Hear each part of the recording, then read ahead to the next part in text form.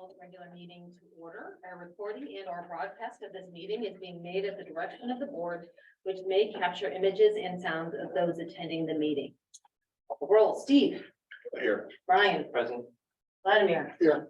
Kelly. Here. And I'm here. Pledge allegiance. Would some of our students like to lead us in the Pledge of Allegiance?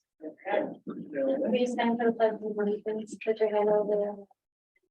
I pledge allegiance to the flag of the United States of America and to the republic for which it stands, one nation under God, indivisible, with liberty and justice for all. Would any of the board members want to provide comment on the agenda? Can I get a motion to approve the agenda? I'll second. All in favor? Aye. 5-0. Closed session report, there is nothing to report from closed session. Superintendent's update. All right, I have just a few things. One, I want to thank you all for coming out, and we have our popcorn queens here, but we had a fantastic LASD community festival that just last Sunday, a week ago, yesterday. We're all estimating we had close to 1,000 community members show up over the 3 hours. It was really a great time. We were happy to celebrate LAF's 40th anniversary, and it was really fun to see some of the original folks who created the foundation and to learn that they've raised more than $80 million for our school district for student programs over that time. It's really incredible. So that was very fun. And thank you to the school sites who came out and really provided some fun activities and experiences for kids. You may or may not know, hopefully you know, it is elementary music concert season. You have the schedule in your weekly update, so it's always fun. I think today was our first one over at Santa Rita, perhaps. And they're making their way across the schools over the next 2 weeks. So I will be trying to get to as many as I can within my schedule, but I know they'd love to see you if you have some time in your schedule. I am thrilled. I've been officially invited to the Los Altos Pet Parade this Saturday. Well, I don't believe I'm the Grand Marshal. I don't know if I'm supposed to be, and I didn't get that invite, but I did get invited. So Ed and I will be at the pet parade on Saturday without our dog Arrow because he would not fare well, but he will be there in spirit with us, and we know it's fun. We always see students parading their pets through town. And then wanted to make sure you feel confident that we are on it. We've had some leadership announcement changes over the past week. We have Mr. Land moving to his home district in Burlingame. We have Mr. Spinator, who is sad to leave Covington, but so excited to go over to Block and get started as a junior high principal. And then Mrs. Attell over at Oak is retiring to work in her family business, which is fantastic, but we are on it. Carrie and Aaron and team, we are recruiting, we're meeting with staff and families to get input, and I have no doubt that we will find 2 very qualified future principals for our district. So rest assured we're on it. And I think that's it for me. All right. Moving on to school presentation. Egan.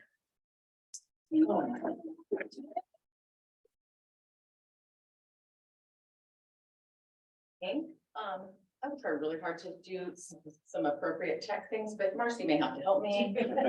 All of you know. I'm super happy to be here. We do need a mascot for our pet parade band. If you're interested, Mrs. McGonigal could always come out as the Viking.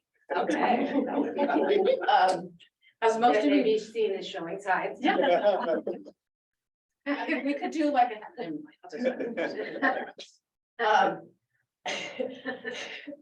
as many of you know, I've been here for a while. I've actually never done this before, so this is pretty awesome.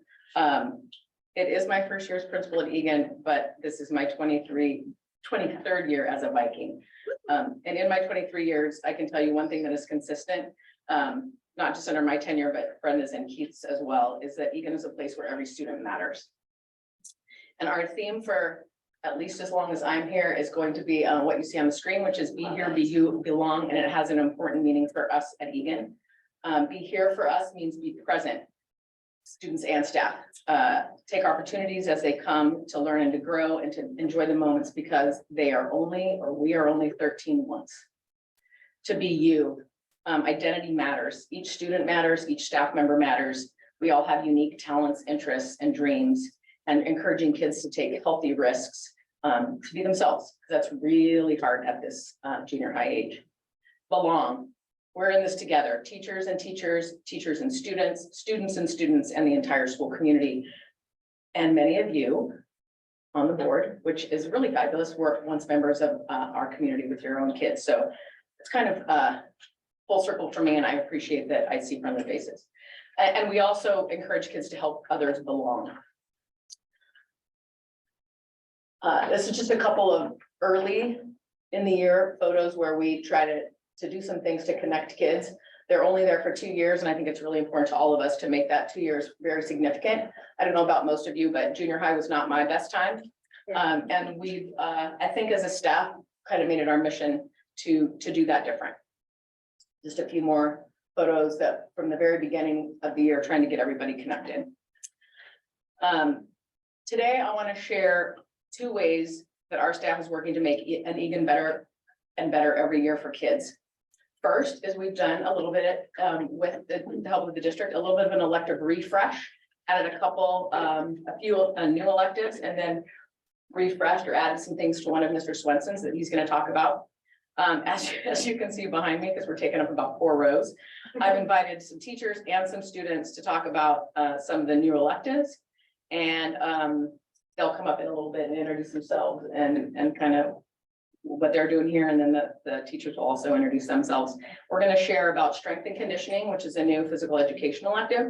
We're going to share about robotics and drones, green thumb ecology, and then I'm super excited because I wanted this forever. We are going to add an AVID section next year at Egan to help support kids that are trying to get into AVID at Los Altos High.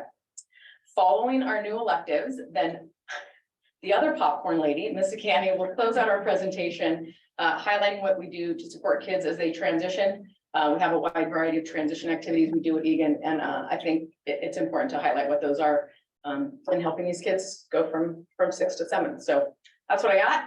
These are my people. You guys ready? Right. Yeah. We're going to start with strength and conditioning, and I'm still in the clicker. Okay, Okay, strength and conditioning. They're going to introduce themselves. I'm Mr. Troyer. I'm a 7th grade PE teacher at Egan. I'm Gabriel, and I'm a 7th grader. Want to start us off? That's okay.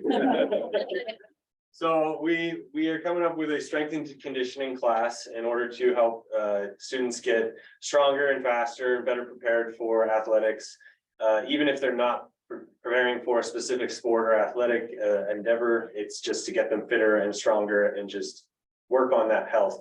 So we will be teaching them about the muscles and the different exercises that they are working when doing those exercises. They'll come up with a personalized exercise routine. Then they will actually try and implement that personalized exercise routine and see if they can actually get stronger or fitter and make changes as they go.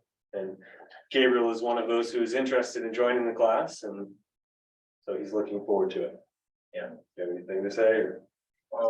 I think it will help a lot of students as like they can get physically more stronger, and also mentally, because they have to like make themselves determined to keep up with the workouts and all that. So it affects them in multiple ways. Yeah. Thank you. Thank you.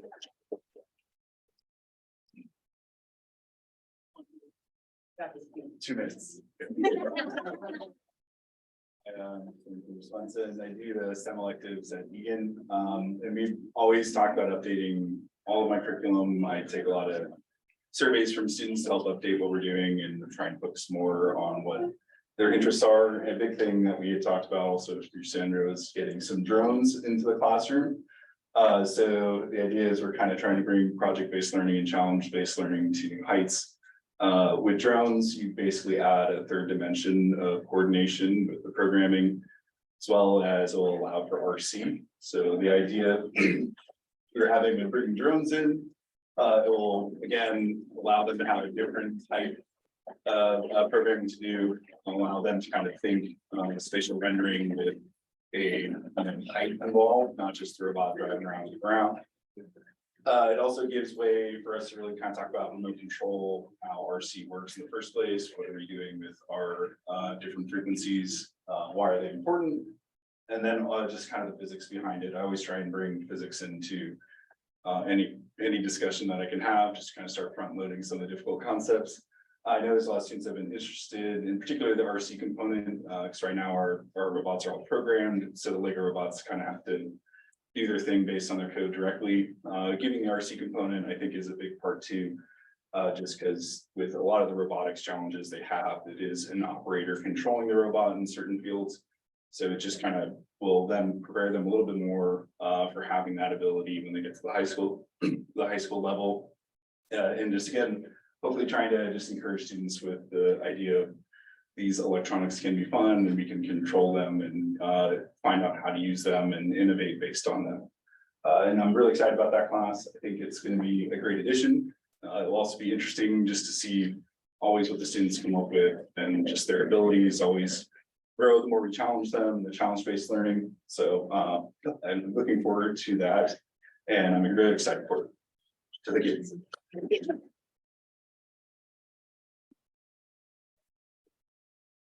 Hi, I'm Julia McFarland. I've been teaching 7th grade science at Egan for 20 years. Really excited about that. I recognize a lot of you. So we're going to start green thumb ecology, and it's got 4 components. It's based on things we've already done in the past, either clubs or teams or actual curriculum. So the first component is environmental awareness projects. And that's based on a 8th grade PEAP project, personal environmental awareness project. So we're going to use that throughout the year. And then we used to have a green team. So we're going to beef that up again. And the students will have responsibilities with composting, recycling. I have a picture there. You can barely see the compost bin. We have 2 tumbler composters and a stack composter. I just composted all the flowers from last week in the stack composter. So we're really trying to beef up the composting because we don't want, if it ends up in the landfill, that's more CO2 in the air. Garden cultivation. So we have a California native garden. And we want to also work on our vegetable beds, fruits, flowers, vegetables that we can actually consume. And then finally, the ecology curriculum is going to be tied to our 7th grade science ecosystem, but we want to go bigger. We want to talk about a local level. This has been a dream of mine to talk about what's happening globally to the ecosystem. So that's it.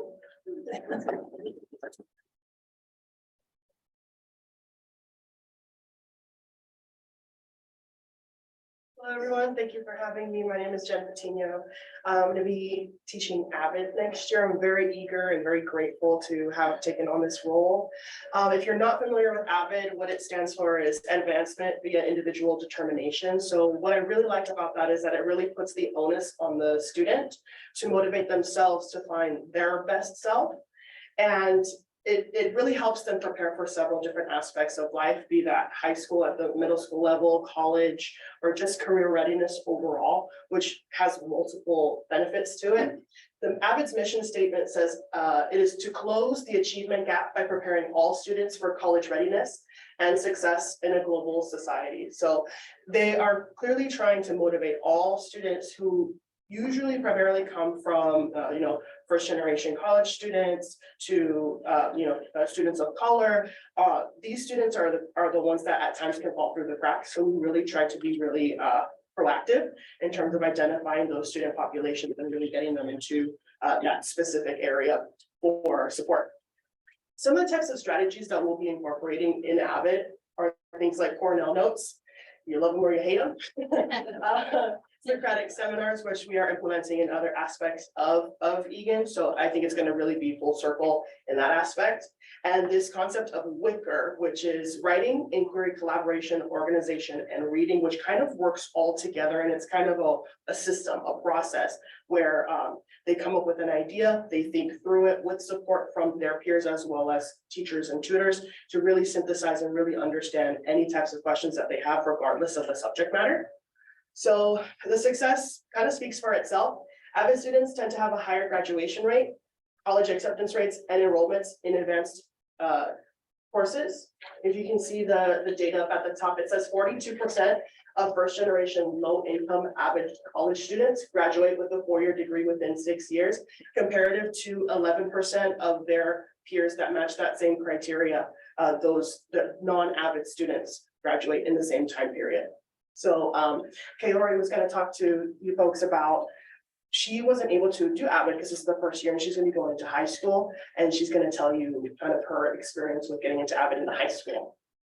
So I'm gonna be going to Avid when I get into high school, and I think that having it in middle school would be really beneficial because it would give more time of like experience to build up to getting like into like colleges and stuff.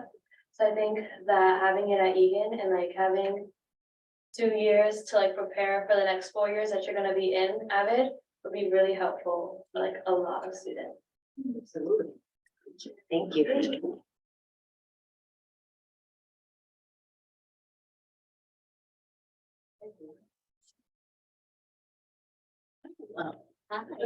Popcorn person number 2. Dean is a KMT assistant principal. I do leadership and student activities. Here's why I'm gonna see, I'll do my slide first, and then the real stars of the show will stand up. So transition activities is something that Connie and I have taken seriously for a really long time. We've actually worked as a team and done this for many years at Egan, 20 plus something years, I forgot. But then when we spent the time to put it actually on the slide, it was a pleasant surprise to see how much and just reflecting what all the different things we do. So starting with 6th grade parent night, there are students and staff that come, and usually core teachers for 7th grade are there to answer questions. But of course, again, the stars of the show are always the students, and then the parents have an opportunity to talk to them, panels of 7th and 8th graders. So that's always a good one. And then current junior high parents, also transition isn't just for students, it's for parents as well. So we do a parent panel that can answer parent or more parental questions for our incoming junior high kids. Transition meetings for every 6th grade team. So we meet as a team, Connie and myself, and usually our EL teacher and other support psychologists will go to the 6th grade teachers at each school and meet as a team and speak about each student and what their needs might be and how we can better prepare or what we can do beforehand to sort of get them set before they even set foot on campus. The feeder school PTA meetings, oh yeah, we had a team of 8 students show up at the PTA meetings. We worked on a slideshow with them, but they did all the presenting and answer questions. I think middle schoolers are very confident, and it's always great to give them that opportunity to do that. 6th grade orientation elective fair is a big one, and all of these students that I brought here today participated in some way. There are 4 sort of components to that. One is so the 6th graders get a feel for what whole school assembly feels like and looks like at Egan. So we start there, and then they're broken into groups of 12 to 13 students with our 8th grade leaders, and they head out. They either on a tour of the campus, cookie included, very important. And then the elective fair, then I'm usually part of the elective fair in the city gym, and my 6th graders are there representing all the electives and milling around and answering questions for the incoming 6th graders that are still trying to figure out what this is all about and what might be their best choices and opportunities for them. And then lastly, we do a classroom experience, and this one we added, and I really like this one. They go in a classroom. There is a staff, Egan staff, plus the 8th graders on the tour, and they have another slideshow and a brochure, and they get a classroom lesson. So that's another big one for them. Then we do another evening event for our English learners, which was successful, starting that this year.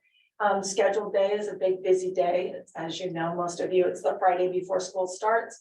They can pick up their schedule. I think they're quite anxious. I think it helps with that anxiety, being able to see that schedule and walk it through in order and kind of know where you're going. And the big challenge is to try to get your locker open. So that's always the biggest one for that day. And then lastly, Viking camp, the first 3 days of school, we run a special schedule, including advisory and all school events. You saw some of the slides to help build that community, that sense of belonging, and sort of get everybody feeling like it's a great place for them. And there's a spot somewhere on our campus for you. So these guys, can you guys stand up? So all of my little helpers. So I have 3 7th graders and 3 8th graders. And if we can just talk to what transition is for you. I do want to point out our 8th graders didn't have this. Remember COVID, and also that was a surprise to me. I went, oh, we're still dealing with that, and we are. So the 8th graders, they did the tours, but they didn't take part in it for themselves. So it was really new to them. And then the 7th graders did partake in it, and also were selected by their elective teachers to represent them and answer questions. So maybe, what was their biggest question? What was their biggest concerns, the 6th graders coming in? Anybody? I'd say, Mr. Kenny said, opening the locker was very, a strong question. As well as, where to go and where all the classrooms are. They were like, which one's this classroom? Where is the math classrooms? Why is there a 2nd story building here? And all that, so. One question I had was about like locker rooms and like where you're supposed to go during PE and how much time you had. Time's a big one. 7th graders, what about the elective fair? I know the #1 question for the electives, what's that? Homework. How much homework, right? Anything else? A lot of them asked, do you go on any field trips? Are there any fun events that happen within the classroom? I think that it was mainly just like, what do you do? Because in the elective that I was representing, it was a new elective, so they weren't really quite sure of what was happening in it. So, yeah. She told it though, so we had quite a few that we called you on. We had a lot of interest in that. Gabe, anything about your, She said everything. she said it? Hillary, what about you? Because you had a group as well, right? Yeah, they did have a lot of questions about the locker rooms, like there was a lot of questions about it, they were very scared. So I thought that, like going into the room and then answering questions for the incoming 7th graders was like really important. Cause they're getting like questions answered by people who've already been there instead of like teachers and stuff. So I think that was really important. Did it help you? Do you think it helped them? So you guys have been on both ends of it. What about I think it helped them very much. They got, they had like a mental map of where everything in school is now. They, I'm sure now when they go into 7th grade, they won't be as anxious as they were before the whole day, that transition day. anything else to add? We good? Okay. You guys, any questions? Have any questions for them? Have any questions? No, you were amazing. Thank you. You're feel free to go home and finish your homework. We have gifts. Gifts. You guys want gifts? Yes. Come on. You're very good. We do not like. We got gifts. This homework, I'm so excited that you're doing average. Yeah. Such a bad program, and I didn't know that we could do it in our junior high, so thank you for having the sports site for doing, that's amazing. Thank you. I would like to acknowledge that my friend over there on the end, Ms. Bosco, is my partner in with Sandra and Carrie, were definitely partnered with me in trying to make that happen. It's something I've wanted to do at Egan for a long time. So thank you to both of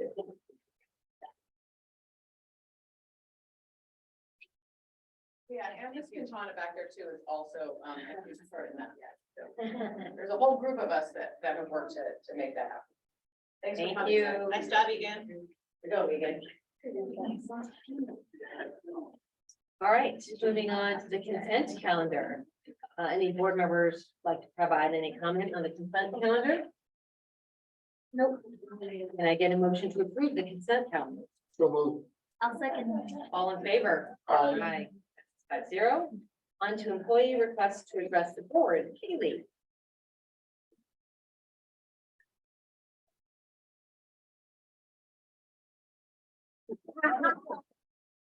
Hello there, I'm Kaylee Salyers, or Miss Kaylee if you're at Santa Rita.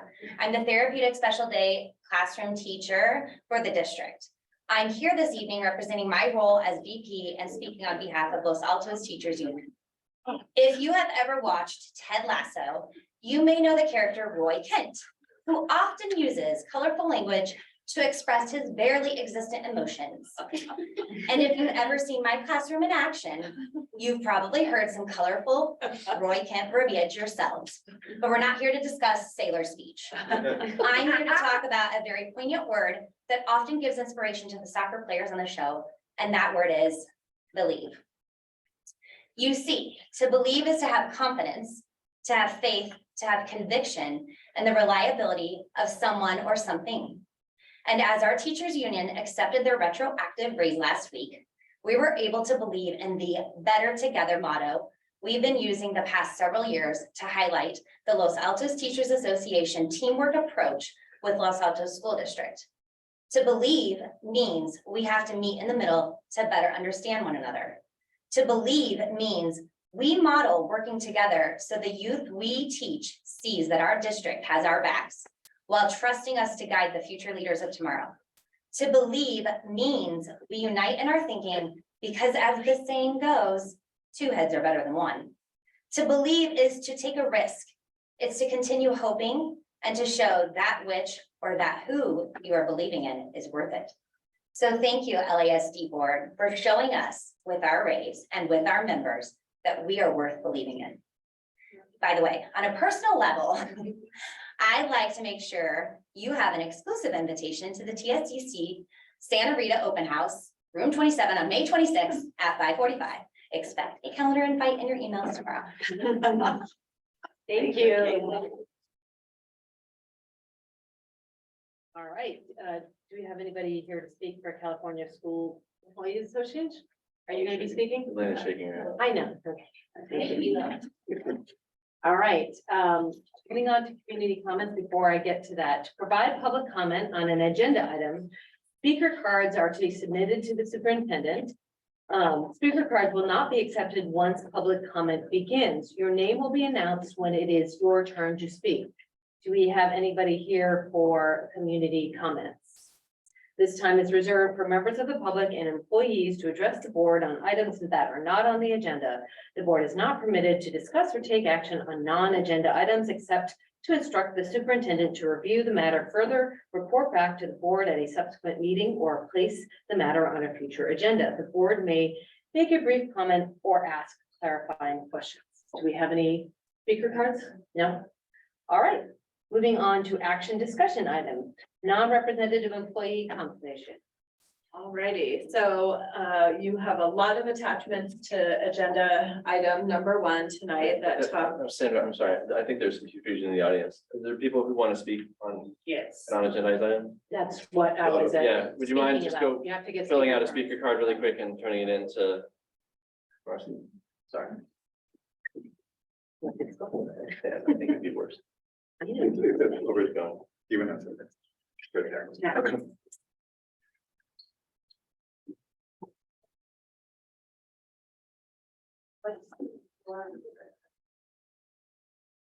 You need a pen.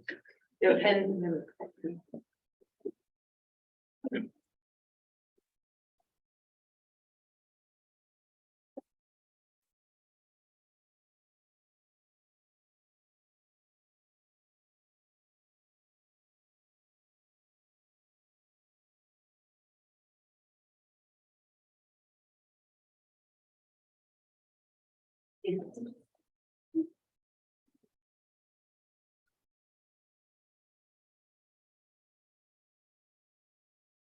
When you're done, please bring them up to Marcy over here with a pink sweater, pink red sweater. Pink, red, rust. Kind of in between. Sorry, Marcia, you shut it down. All right. All right. Once public comment has begun, we don't take any more speaker cards, so any more? No. All right. Actually, our first one passed in was Max Azar. You can come up, and then it will be Eugene Mundal and Jay Park, and then David Cole. So Max. Good evening, everyone. A time limit of 3 minutes, sorry. Good evening, everyone. My name is Max Azat, and I would like to address the board on behalf of some of the parents of the upcoming kindergarten class at Oak. First of all, I would like to thank the board and the superintendent for getting back to us and for your public service. More specifically, thank you to the superintendent for providing us with the historical kindergarten data. We appreciate your efforts to keep us informed. However, we would like to express our continued concern about the large class size for kindergarten at our school, as well as other schools within the district. While we understand that the registration numbers are fluid and may change, throughout the summer, we believe it is important to consider the benefits of smaller class sizes and the challenges of managing a large kindergarten class. We also appreciate the superintendent's reassurance about the ability of the teachers to address and handle a large kindergarten class. However, we firmly believe that our amazing teacher would do an even better job with a smaller classroom sizes. Given the information provided by the superintendent as one potential solution to this issue, we would like to suggest that the district provides more flexibility for transfer between the students within the districts and allows reassigning some of the students in the schools with larger kindergarten classes to other schools within the district with the smaller classes. As an example, instead of having 2 kindergarten classes at Covington and 1 at Oak, each with 25 students, they can have two classes at Covington and 2 at Oak, each with a more manageable number of students between 18 and 19. Thank you for your attention to this matter. We appreciate your dedication to providing an excellent education to all the students in the district. Thank you. We have Eugene Mundal. It was a similar comment. Okay, Thank you. JT Young Park. Similar comment, Okay, can you stand up so Please, if you the don't mind owls more. can see you? I don't know if I can ask a question. You cannot ask questions, I'm sorry. We are here Yeah. to express our concern because, we think that 25 for kindergarten class is too big. And we think that, the smaller class sizes would benefit, the young kids for their learning, especially social and emotional. We are here to express our concern. Thank you for your consideration. Thank you so much. And David Cole. Hi there. Likewise, I'm a parent of a child going into Oak next year for kindergarten.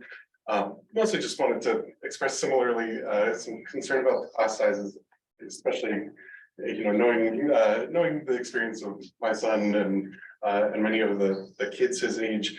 There's a lot that's going to be happening for them in kindergarten next year. It's going to be quite a shock, I think, for them to have such a large class size. And I know it makes a big difference when for him when he has stronger personal relationships with the teachers that he's been working with and so on. I'm hoping that there's a way to see kind of smaller class sizes where teachers are able to interact more directly with a smaller number of students as time goes on. I know there's all sorts of constraints around enrollment and so on, but to the extent that it can be balanced out, I think it would be much appreciated. Thanks. Thank you. Like I said, sorry, we do not, because it's not on the agenda, we do not discuss the item. We could, we can talk to her. How many teachers are there in the kinder classroom for most of the day? 2, 3 for, every kinder classroom has a full-time teacher, and then we have a kindergarten aide who works, I believe.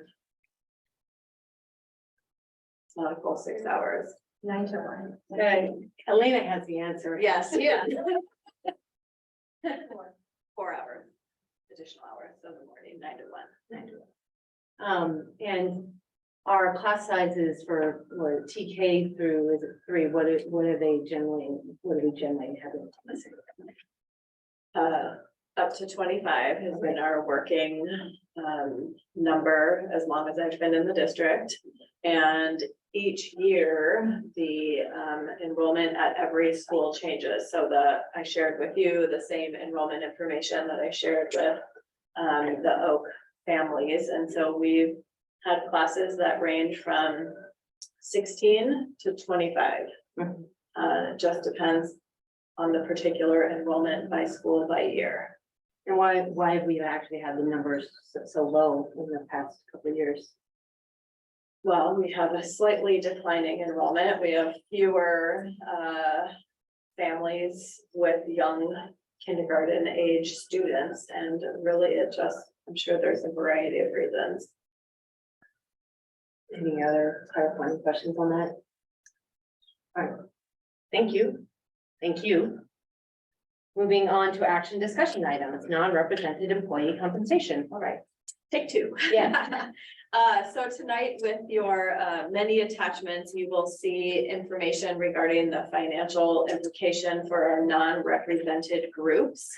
It is our district practice that they receive a Me Too, similar or not similar, exactly the same as what our bargaining units have bargained for. So that includes a 6% this year retroactive to the start of the year and 6% next year. This includes 3 main groups.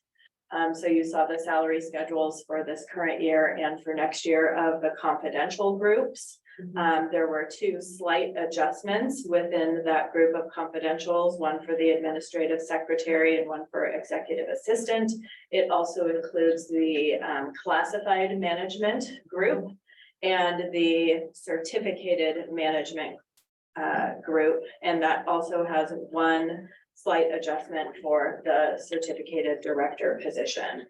Everything is laid out there for you to have reviewed. We were positively certified by the county, and it's been built into our MYP that you've been seeing for the last all 3 cycles of this. Thank you. Anybody have clarifying questions? Any board member have comments? Can I get a motion to approve the non-represented employee compensation? So moved. I'll second. All in favor? Aye. Passes 5-0. Moving on to budget review committee update. So good evening. Tonight, I just want to go over the budget review committee, the process and some of the outcomes as a result of that. And talk a little bit about some of the recommendations for next year's adopted budget, which we're in the middle of doing. Really, the month of May is our peak time. So there's a need for some necessary reductions in efficiency, and there's a couple reasons for that. The first one is really the slowing economy. We know property tax growth has been outstanding the last several years, but with the rising inflation and the Federal Reserve just last week, they raised the federal funds rate and their quarter basis points. So we know we're seeing a contraction. AB growth will not be as great as it has been in the last several years. Our increased costs, we're still seeing a lot of inflationary pressures on prices. That's prices for books and supplies, contracted services, many things. Just buying gasoline for the maintenance in vehicles, all those things cost a lot more money than they have in the past. And the one thing, and you heard Ms. Kaylee left, is really our employees to remain competitive in the Bay Area. The salary increases that were much needed for our employee groups. As we kind of review the budget, those are some big factors that we're looking at. So also, there's a need to right-size staffing. During COVID, we hired a lot of additional staffing, and we used one-time COVID fund for those. But as our enrollment really didn't bounce back as expected after COVID, our enrollment has declined a little bit, so we really have to, what we use a term, and I think I like Sandra's term, call it right size staffing. We need to get our staffing kind of to match our current enrollment. And so there's some staffing reductions that will be recommended, but that's a big driver of our cost is staffing. So if we can get our staffing right size, that will help reduce the cost for sure in the next year and the future years as well.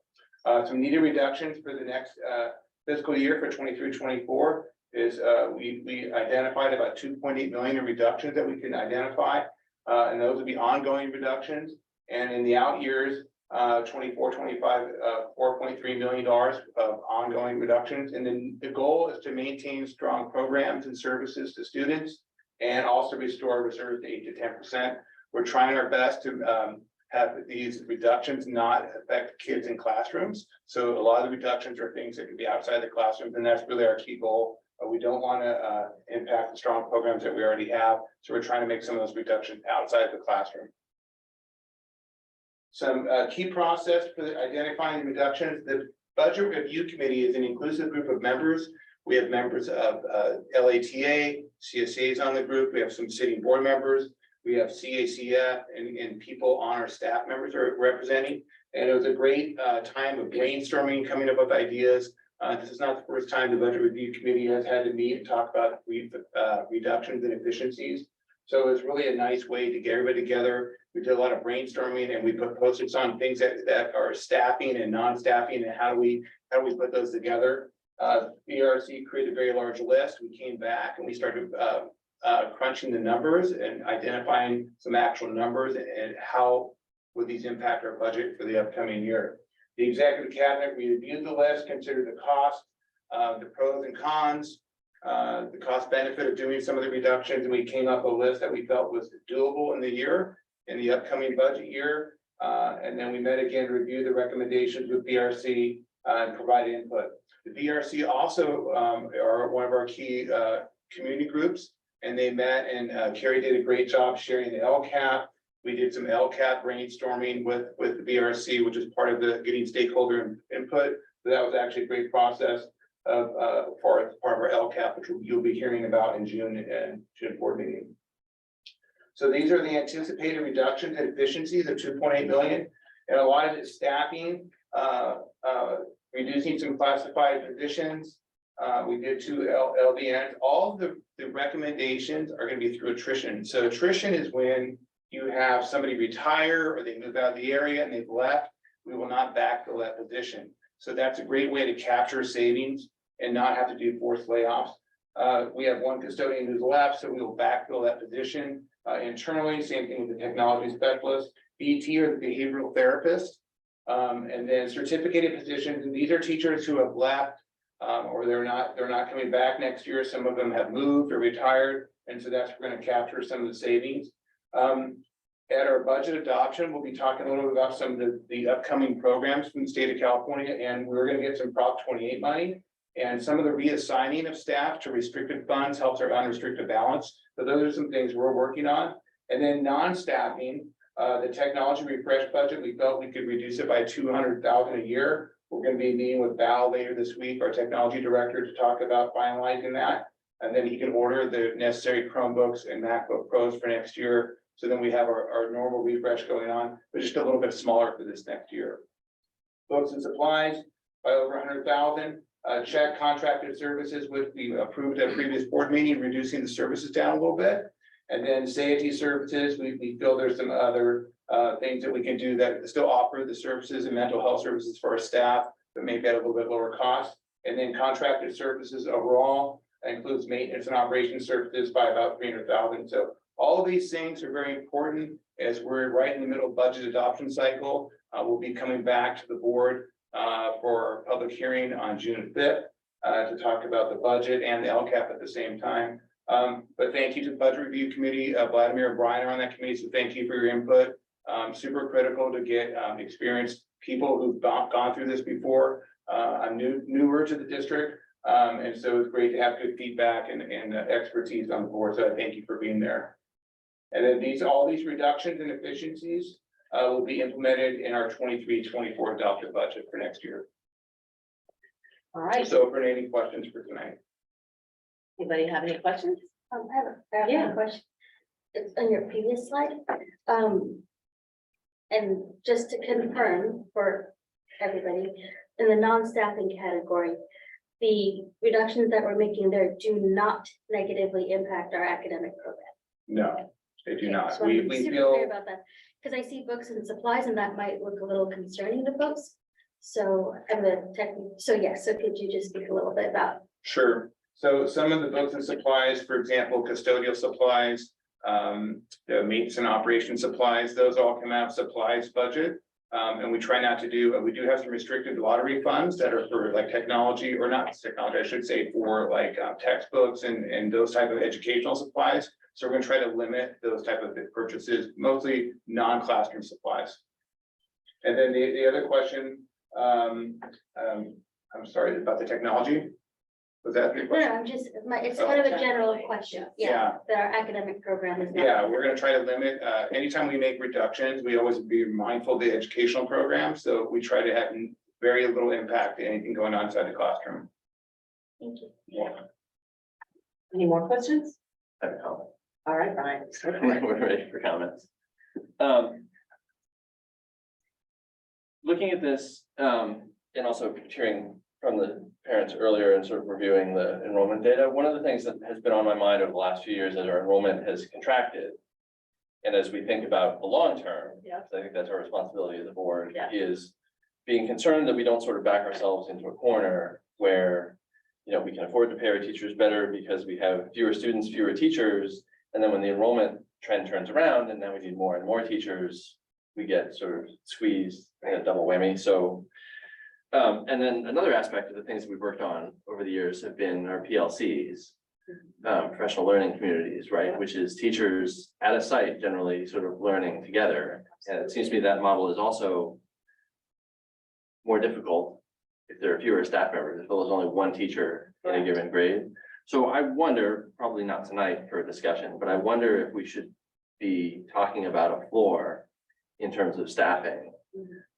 Whether we want, no promises, but whether we would want to look at a policy of 2 classrooms per grade, K through 6. I know I've had discussions with you, I think, in the past about 6th grade, because 6th grade is difficult at elementary school with only a single teacher. So we've talked about that. Looking at the kindergarten enrollment data historically, there are 2 or 3 cohorts, as I see them, that are sort of under our 30 student target for 4th through 6th grades. So I think it might behoove us as a board, before those students hit 4th grade, to have a consistent standard about whether we're going to have 1 4th grade, 1 5th grade at given schools. And so I think that's something we've got to chew on. Because I think when the budget review committee was looking at these numbers and the reduction in teachers, it wasn't necessarily clear to us that going to 1 classroom at a given site in a given grade was on the table, because I don't think it's something we may not ever have done as a school We did district. it 2 or 3 years ago. Did we? Over at Okay. Legoland, we had one Okay. class of That's- 30 in 4th grade. Gotcha. And way back. We've definitely. Have we done? Okay, well, that's my lack of history, but it's just something that's on my mind because we all certainly hope that the enrollment trend turns around, I think, for the viability of our schools, but we also want to, I think as a board, we've had a policy that we want to keep all of our schools open. We're not going to look at contraction. So if we're going to do that, I think we need to work through the ramifications of what that looks like. Just a quick comment that we're still deficit spending for the most part, which means our expenses exceed our revenue. And that's something we can't do forever. The result of that is that we cut into our reserves. At a certain point, they run out, and then so the way I look at things is I'm willing to trust Sandra, Carrie, and teachers to make staffing decisions in the context of we're already doing a deficit spending and making them in such a way that it really has the least impact possible on our students. And so you have knowledge and experience, I don't. So I'm willing to trust you there. Any other comments, Steve or Shelley? All right, moving on to public hearing, grade 6 through 8 science curriculum adoption.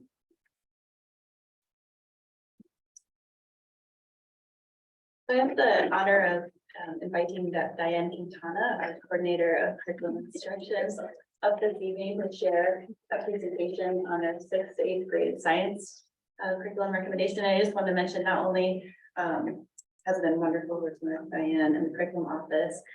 She and I taught together almost 20 years ago at the junior high level. So it's just such an honor to work with her in this capacity. And I'm excited for you to meet her and hear a little bit more from her this evening. So welcome, Diane. Thank you. Were you so both much. like 15?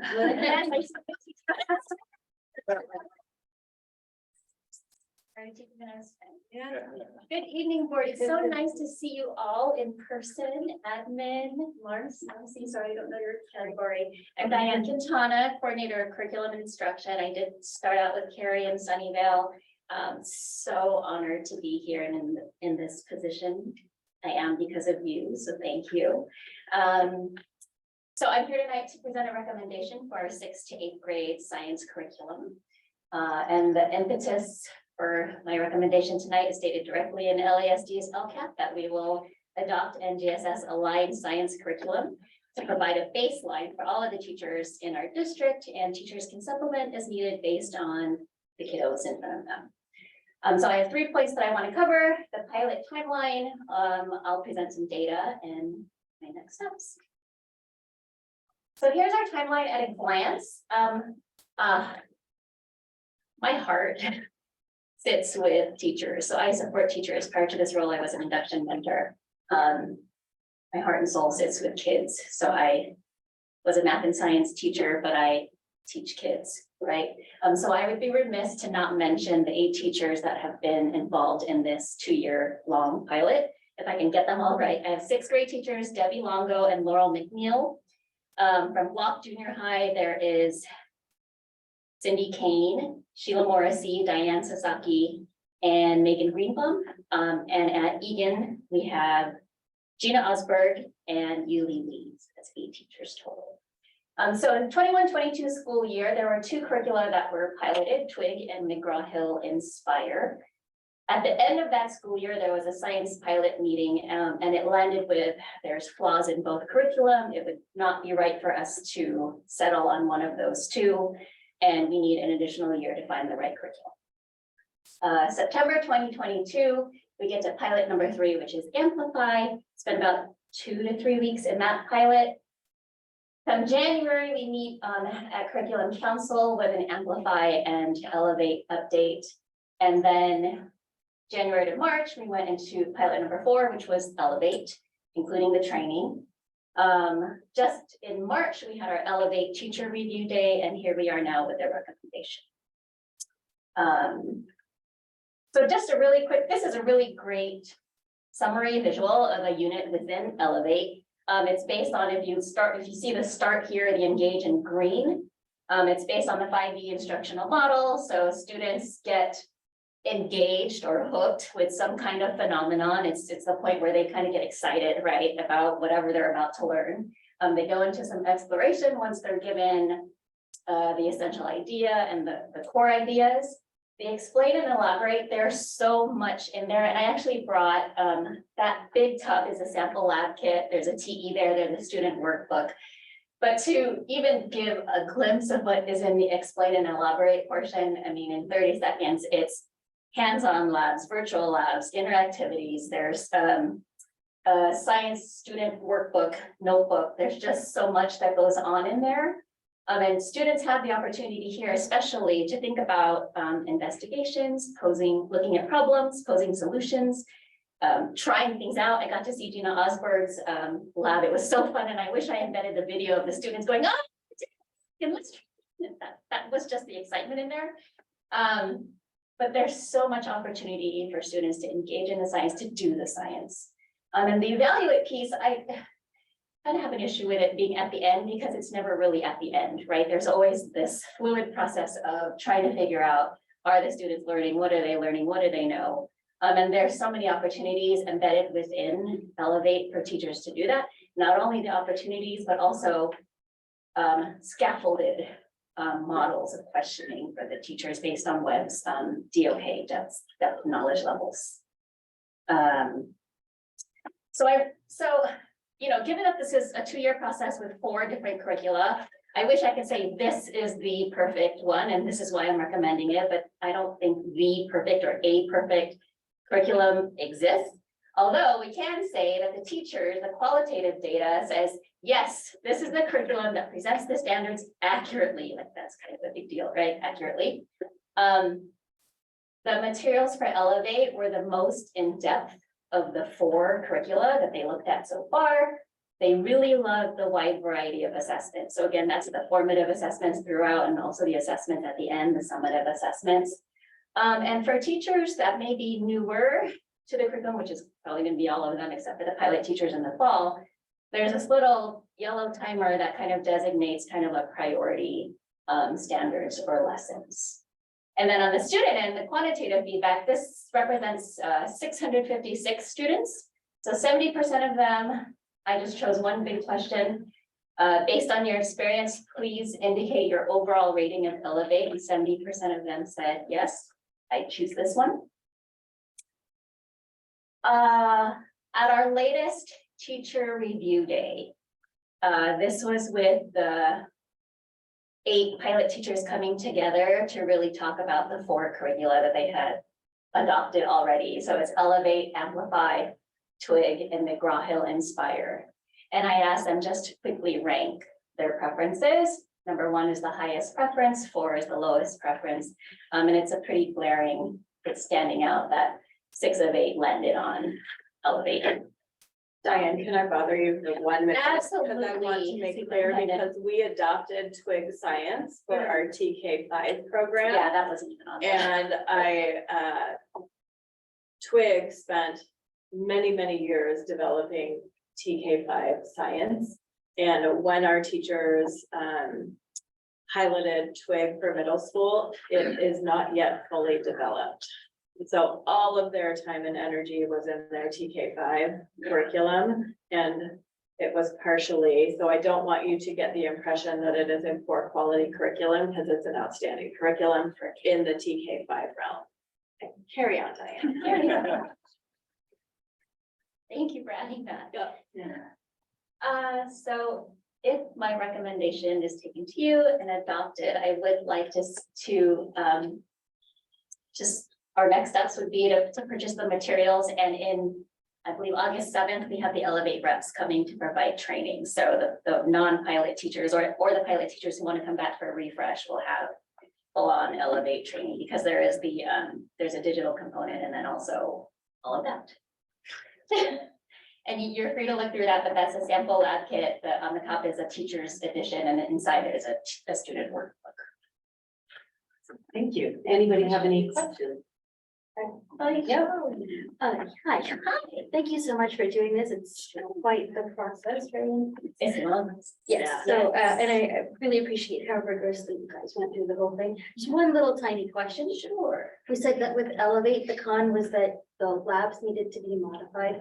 Is this something that our teachers can do to kind of make it into like a, you know, Yes, what they want? absolutely. And I think also, yes, absolutely. So it's not really a con if you are able to fix it. Yes, If our teachers.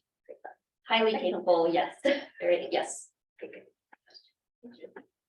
That was my question too. And so much excitement. I really wish I had put in a video of the kids in that lab. It was just amazing.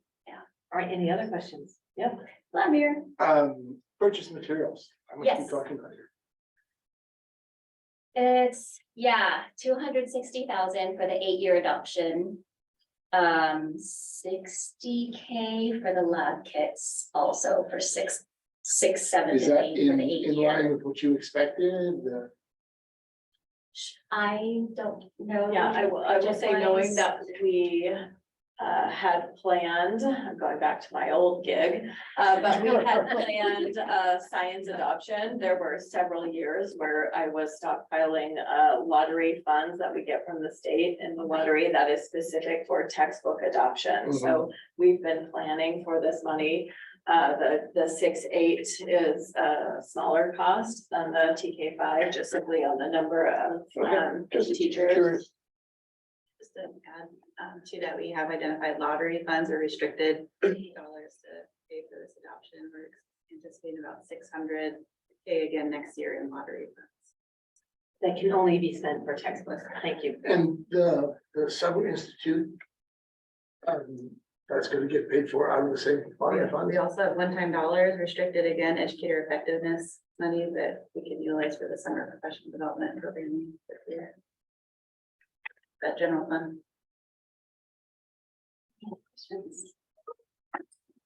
Thank you.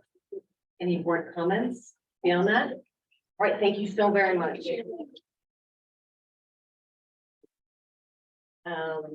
And actually, if we go on to, I realized I didn't do a public hearing, putting the gavel down. Like, should I do So I that think now? we do that right now, because normally she would present, and now you open a public hearing. Yeah. I think it was supposed to be before she presented, but. Anyway. Public hearing is now open. Any comments about this? No, all right, public hearing is closed. All right, anybody else want to provide any more comments? We're moving on to agenda item 4, because this is where we would go into adoption. All right, can I get a motion to approve grade 6 through 8 science curriculum as presented? So moved. I'll second. All in favor? Aye. Aye. Passes 5-0. All right. Very exciting. Very good.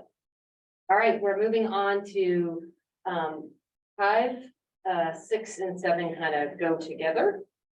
The Heritage Month, a recognition of Heritage Months. I came upon this partly because we were actually receiving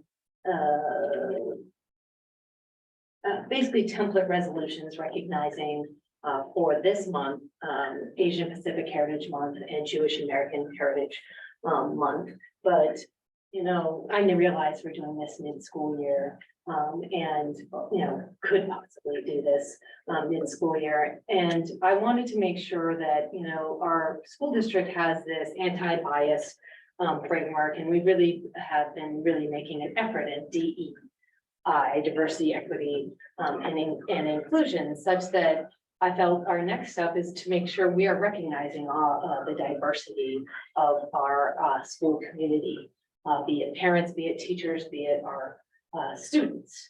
While we're looking at this mid-year, with the help of Marcy, I was able to find some websites that gave us a list. I don't necessarily think this is exhaustive, and it may not be exhaustive as times changes too. In the efforts that we are always lifelong learners, I definitely want to, you know, revisit this regularly as to are we missing heritages that are represented in our community. So I bring you this list of us to consider for possibly starting to commemorate with a resolution. Yeah, seems to be every month. And then some possible resolutions to coincide with May, which happens to be Asian Pacific Heritage Month and Jewish American Heritage Month. So, and you have questions? I have a question. Question. So where did the list come from? It came from the State Department, and that had a list, and then there were a couple other. University of Buffalo had a list, and I actually worked with both of them together to get more of the cost of it. Okay, yeah, that was my question. Yeah. I mean, I was poking around a little bit too, and it seemed like, sort of, there's no official or Yeah. recommended list from some source, like everybody has their own list, and Yeah. there's a lot of differences. So, I mean, I think my question is around that, your comments about whether or not this is the right list, sort of what do we envision the process to be for our community to have input into what this list of heritage months is, right? Because I think that's if we're doing this, I feel like we need to do this as a reflection of our community. And so our community members have to have some opportunity to suggest ones that reflect their ethnicities, since this by no means is exhaustive for the ethnicities that are represented in our school committee. So, well, I don't know if other trustees have a sense for how we do that or what that process would look like. The other comment I'll make is that I think if we're gonna do this, I would like to see us adopt some kind of guidance for us, for administrators, for our teachers about cultural observances that we would like to recommend be avoided for tests, for other things where we have members of our community who are going to be out of school that day. Many of those dates shift year to year, and it's sort of an annual problem for PTA meetings, board meetings, everything else to avoid those things. I think it would be great, and I think it's in some ways more meaningful than proclamations by us to actually try to make the lives of our constituents easier by proactively identifying those conflicts and avoiding them. So I would love to see us adopt some kind of community process for doing that as well. Yes. Did you want to comment? No, I do agree with the looking into observances of the different religions, because most of our calendar is based on Christian, is really based on Christian religion. Yeah. So just throwing it out there for the board to consider that, another way to do this is instead of slicing it by specific heritages, because we are inevitably going to forget someone. What if we did, because we so believe in diversity, equity, and inclusion, to kind of pass sort of, let's say a resolution at the beginning of, or reaffirm a resolution at the beginning of every school year, that we believe in DEI, we believe in our strength is in the diversity of our community, and not call out any specific heritage. That would just be another way to. I get that. Yeah. I just feel that it's, I feel like it's more meaningful if we are naming each one, and we do need to figure out which ones, and actually, if we are missing ones, have a process for them to come in and to change this list. I don't think this list is perfect, but I do feel like it's a starting point. And that it's a good way for us to start. It really, to me, it's like, well, it maybe there are mistakes on this, but we learn, we cross out things, we add things, but we continue that process, and we are lifelong learners. But that's my take. I'm the one that's selling this. So. Vladimir? I'm happy to recognize different heritages that are not white, male, Christian, or atheist. I would like us to do something that will change the lives of Asian Americans or Jewish or whatever the list is there. Yeah. And an easy thing to do is pass a resolution, but I think actions speak more louder than words. Doing both. So I don't have anything against this. Yeah. No, I do agree that resolutions are not always not doing it all, but it shows that we support. And then we also have the anti-bias framework that is actually informing how we are changing our social studies and just teaching in general, such that we are doing the doing too. I think this is just an extra step. Right. That's my take. Yes. So, getting back to kind of what Brian was saying, I hadn't thought about the whole community input idea. I think that's a great idea. And my question is also, what does it mean when you pass a resolution? Like, yes, ideologically, we support, whatever the month is, like, But is that creating more work for our teachers now? Does that mean that they have to start setting up this, I mean, anything more than they would normally do? Like, I don't want to create more work for our teachers. I want to embrace this as a district, right? So I'm just asking, what does it mean? That's all. I think it's don't- putting it out there that they know it's the month and it's giving them something to do, but it is not giving them much more. It's just recognizing. I think all of us in this room did know that it was Asian American Heritage Month and Jewish American Heritage Month, because it's all over social media. And I think our teachers know that too. And it's, you know, it could be a fleeting talk about it or not, but it is recognizing those heritages and showing that we value them. I know it is not the meat of the anti-bias education we do, but it is something. The other thing I also like is that it's mental health awareness month. Yes, I Yes, missed that. I missed that. I literally heard about that today. I'm like, gosh, darn it. It's Yeah. not on my list, which I would actually add that. But it's not heritage, but we also had disability, which is not necessarily a heritage. It is on that list, but it's in that round. I think being that we're an educational institution. Yeah. If we can definitely focus on education and celebrating the accomplishments and contributions. Mhm. You know, like that would make me Yeah. that would make me happy. Yeah. Like that seems very appropriate for us to, as a school district. So we ask members of the community to suggest a category to We're gonna do that. I'd rather make it a committee of the board and have them develop that process rather than us randomly getting emails from folks. Yeah. Have a process out there that goes through that with us. Makes more sense. I'm struggling, to be honest with this. I get the idea.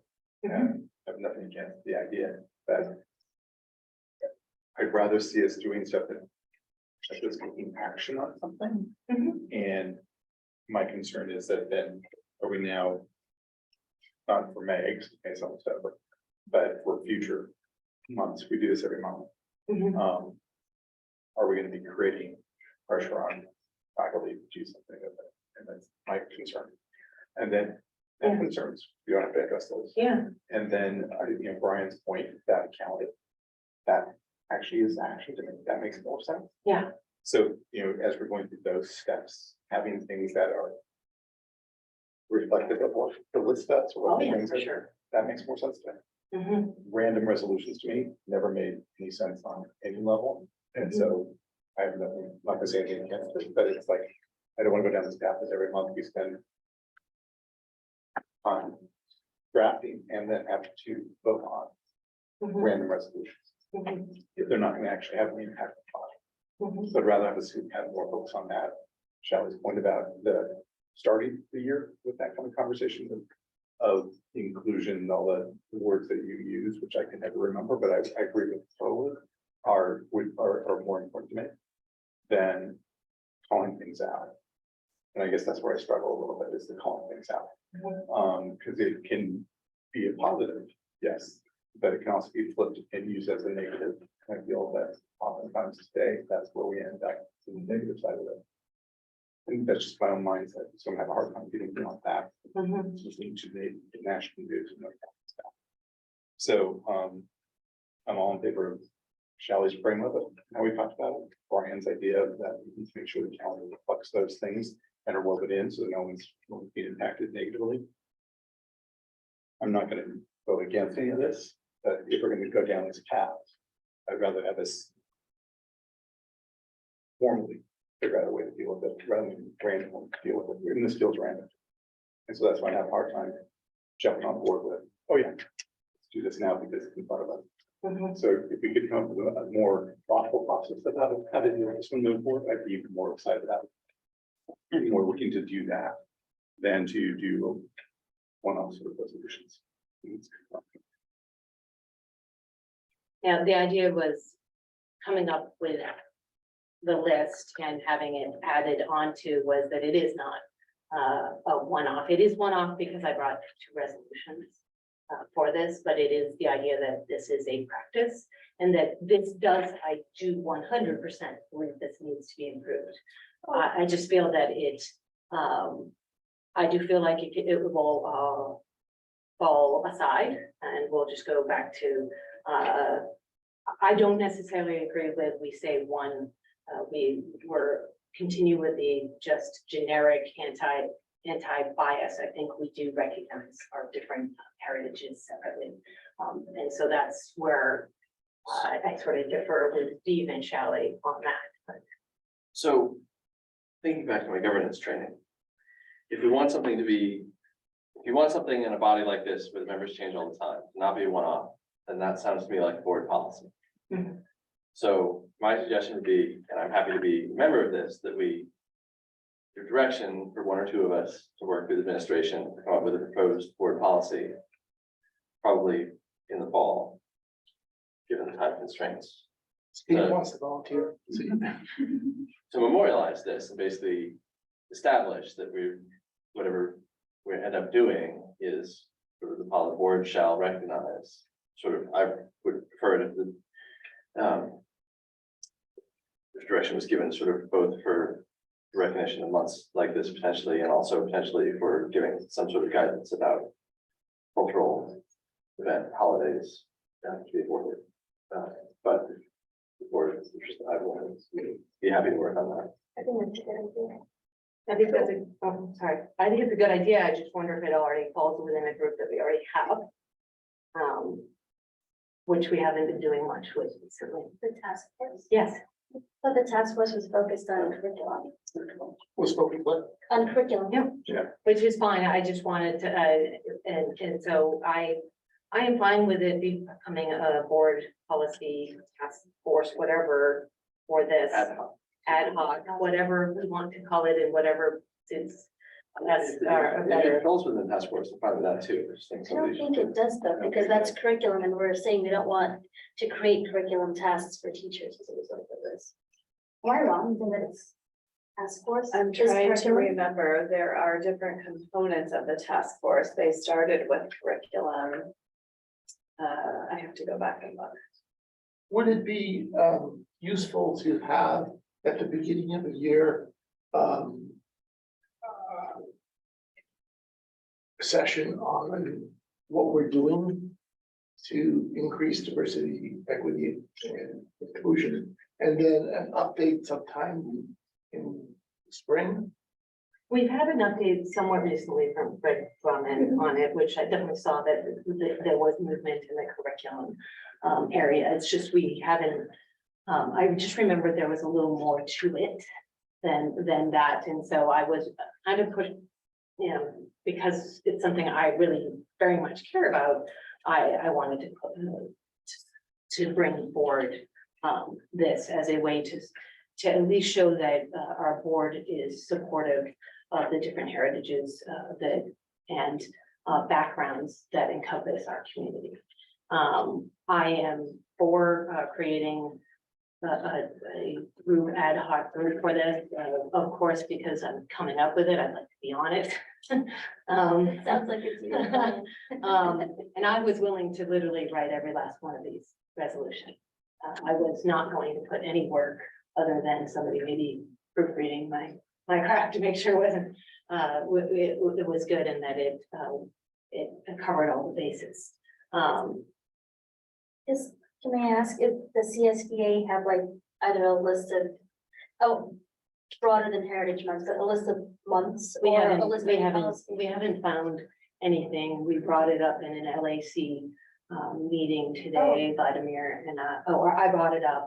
Vladimir was there, and we are thinking of putting together as a county SEC, SBA, Oh, a list of these holidays and also come up with a trove of these resolutions. So it is actually in play, but it literally started today. Bryan County is usually at the forefront of any of Yeah, these kind, yeah. so I'm very, Yeah. very grateful that our legislative action committee is Yeah. thinking about this. Do all the schools have International Day or just a select few schools? That is a great question. I believe every school, at least our elementary schools, have either a multicultural fair, an international fair, if not a day, an evening, or a week, depending on. Yeah. It may not be every year for some, but they do have it. Every last one. I think Santa Rita has the most robust, but all the others do have. If we could somehow incorporate that in there, that might be, I don't know. Yeah.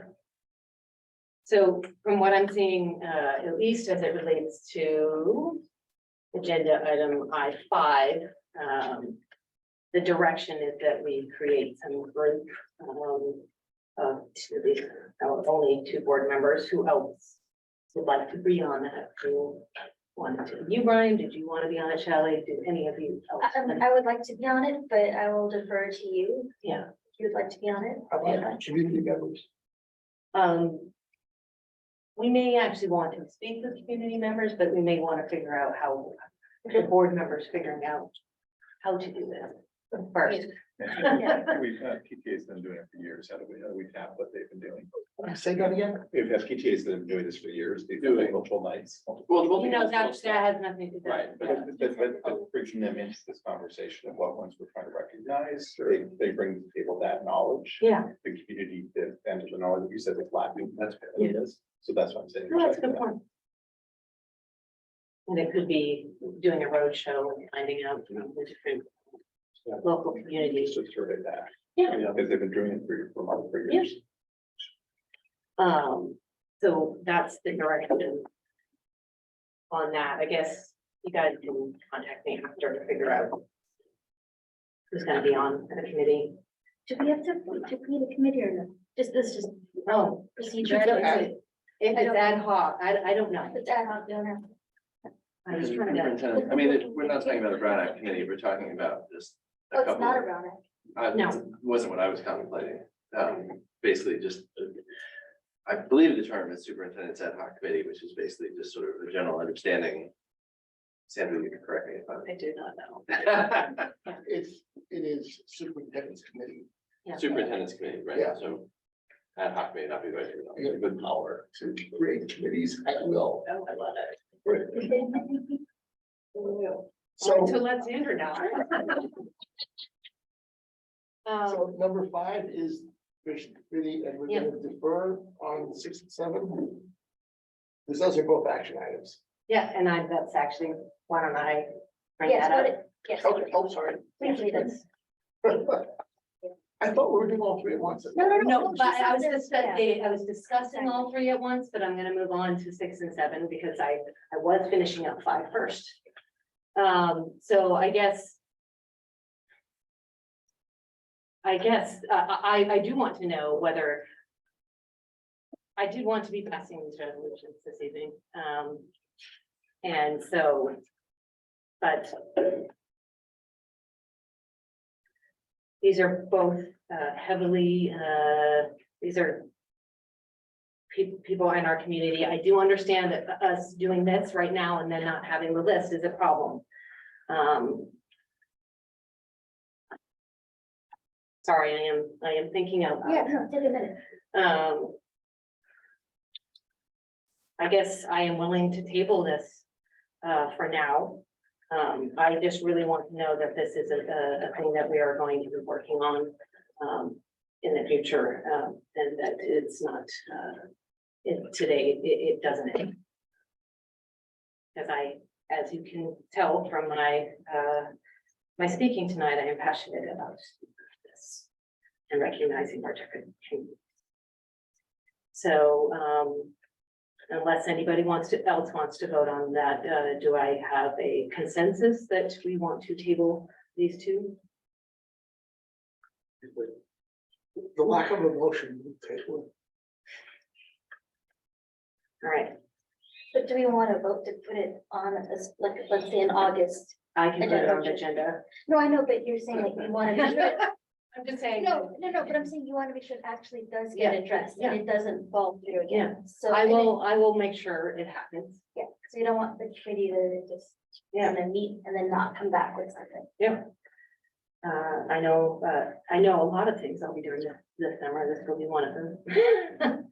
All right, so we are gonna table, I guess, 6 and 7. Moving on to board policy update. All right, you have another large collection of updated board policies. Tonight is the first, so an opportunity for you to take a couple of weeks to read through. And they'll come back at our June, today is the 5th. Whatever, our first meeting in June, I think it's the 5th, come back for action. In the meantime, if you have any questions or want to review anything, you can let me know in between. It gives you some time to read through new updated policies. Anybody have any questions on what they've read this week? Just a general question, Yeah. these are all CSBA. Have we made any substantive changes to? I don't know the answer to All that. right, don't read the policy. Typically, we follow the CSBA. Oftentimes there's a choose option 1 or choose option 2. Okay. That you get those details. Yes. I did notice where there was like a junior high and a high school thing. We only had the junior high thing, so. It's usually what I have to catch, and it was nice not to have to catch it. So I appreciate that, thank you. But they were all substantive as it relates to the change in law. All right, anybody else have any questions or comments on board policy updates? All right, moving on to board and administration comments. Carrie? Thank you. Eric? Thank you. Sandra? Nothing new, thank you. Steve? I'll agree with that. Yeah. Ditto. Vladimir? Hoffman Awards. Great. I think it'd be worthwhile for us to take a look at some of those. Yep. And no doubt you've already decided, gone off and started doing that. Even the ones that didn't make the list, I think are worthwhile. Just looking at them to see, do they spark an ideas? That's all. Great. I also, as it relates to the Hoffman Awards, I think that we should present our programs. For sure. For awards. I think there are lots of good programs that we do. Into, while it's a nominal award, it is something, you have that award ceremony and you have districts that are like, oh my God, that's great. I want to learn from this. It's kind of giving back to the whole Santa Clara County community. Carrie and I have already talked a little bit about when the next, I don't know when the nomination period is or when You'll know.